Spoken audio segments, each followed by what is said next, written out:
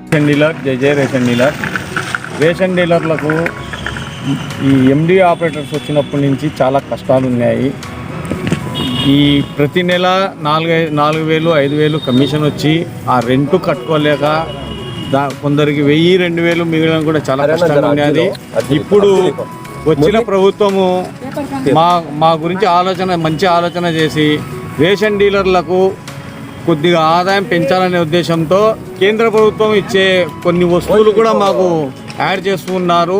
మోడీ గారి తరపు నుంచి కేంద్ర ప్రభుత్వం ఇచ్చే వస్తువుల మీద వచ్చే కమిషను, గవర్నమెంట్ ఇప్పుడు ఉండే ప్రభుత్వం ఇచ్చే కమిషన్తో మాకు కొద్దిగా అక్కడికక్కడికి వస్తుంది. కానీ కమిషన్ పెంచితే చాలా బాగుంటుంది, పెంచుతా అని ఇంతకుముందు మాకు ఇప్పుడుండే సీఎం గారు చెప్పారు.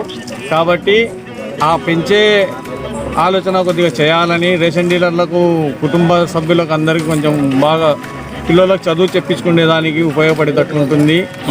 కొన్ని కుటుంబాలలో ఆరోగ్యం ఈ బియ్యం వేసిన తర్వాత ఆరోగ్యాలు క్షీణించినాయి, ఆ డస్ట్ వచ్చి వాళ్ళకి హెల్త్ కార్డులు కావాలి. మాకు హెల్త్ కార్డు ఇస్తే బాగుంటుంది. ఇంతకుముందు కూడా అడిగాము, ఇస్తామని చెప్పారు. హెల్త్ కార్డులు కావాలి. అదేవిధంగా ఇప్పుడు మాకు రేషన్ డీలర్ల చేతికి ఇచ్చి పంపిణీ ఇచ్చినందుకు ఇప్పుడుండే కూటమి ప్రభుత్వానికి మేము ఎప్పుడు సదా రుణపడి ఉంటాము. గత 5 సంవత్సరాలుగా మన రేషన్ డీలర్స్ పడుతున్న ఇబ్బందులకి ఈ యొక్క కూటమి ప్రభుత్వం స్వాస్తి పలుకుతూ రేషన్ పంపిణీ తిరిగి మన రేషన్ డీలర్ అర్పించను ఈ యొక్క కూటమి ప్రభుత్వానికి చాలా ధన్యవాదాలు తెలుపుతున్నాము. ఆ యొక్క సందర్భంలో మన నంద్యాల టౌన్ సంక్షేమ సంఘం రేషన్ డీలర్స్ వారు కూటమి ప్రభుత్వానికి కృతజ్ఞత తెలుపుతూ పాలాభిషేకం కార్యక్రమం సక్సెస్ఫుల్గా ముగించినాము. దీని తర్వాత మన ప్రభుత్వం రేషన్ డీలర్స్ పైన ఎంతో నమ్మకం పెట్టి తిరిగి రేషన్ పంపిణీ మా చేతిలో ఇవ్వడం జరిగింది. దీని తర్వాత ఎల్లప్పుడూ ప్రభుత్వానికి మేము కృతజ్ఞత భావంతో ఉంటాము మరియు పబ్లిక్కి ఎప్పుడూ సహాయంగా ఉంటాము మరియు గవర్నమెంట్ సూచనల మేరుగా సక్సెస్ఫుల్గా వాళ్ళు ఇచ్చిన పనిని నిర్వహిస్తామని ఆశిస్తున్నాను. గత ప్రభుత్వంలో జరిగినటువంటి ప్రభుత్వంలో జరిగినటువంటి చర్యలు డీలర్లను భయభ్రాంతులకు గురి చేయటము, అస్తవ్యస్తంగమైన ప్రభుత్వాన్ని మరి తీసివేసి డీలర్లను అందరినీ తీసివేస్తామని భయభ్రాంతులకు గురి చేసినారు. కానీ ఎంతో ఓర్పుతో సహనంతో డీలర్లు వ్యవస్థ కొనసాగించినాము. ఎన్ని కష్టాలైనా ఎదుర్కొన్నాము. కానీ ఇప్పుడు వచ్చిన కూటమి ప్రభుత్వంలో చంద్రబాబు నాయుడు గారు మరియు ప్రధానమంత్రి నరేంద్ర మోడీ గారు ఒక మంచి నిర్ణయం తీసుకున్నారు. మా డీలర్ల సంఘం సంక్షేమ సంఘం గురించి ఆలోచన చేసినారు.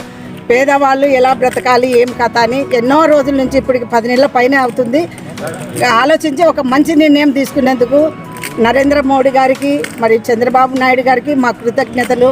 మరి ఉప ముఖ్యమంత్రి పవన్ కళ్యాణ్ గారికి మరియు నాదెండ్ల మనోహర్ గారికి మరియు న్యాయశాఖ మంత్రి ఎన్ఎండి ఫరూక్ గారికి సర్వదా మేము ఎప్పుడు రుణపడి ఉంటాము కూటమి ప్రభుత్వానికని. మా డీలర్ల సంక్షేమ పథకం మీద మేము ప్రమాణం చేసి ఒప్పుకుంటున్నాము. వారికి సర్వదా కృతజ్ఞతలు చెల్లించుకుంటున్నాము.